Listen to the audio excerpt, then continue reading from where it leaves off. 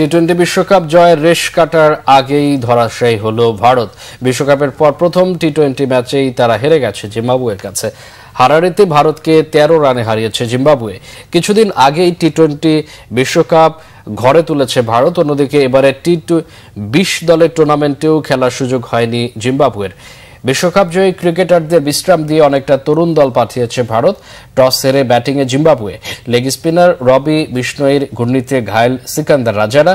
দলের সর্বোচ্চ অপরাজিত 29 রান এসেছে ক্লাব মাদানদের ব্যাট থেকে। মাদফেরে ব্রায়ান বোনেট, ডিওন বায়ার্স ও অধিনায়ক সিকান্দার রাজা পেয়েছেন 2 অঙ্কের স্কোরের দেখা।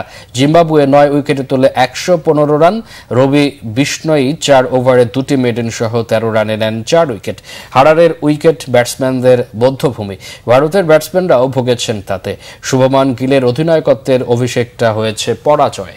দলের সর্বোচ্চ 31 রান এসেছে গিলের ব্যাট থেকেই। দ্বিতীয় সর্বোচ্চ ওয়াশিংটন সুন্দরের 27, ভারত থেমে গেছে 102 রানে। সিকান্দার রাজা ও টেন্ডাই চাতারা নিয়েছেন 3টি করে উইকেট।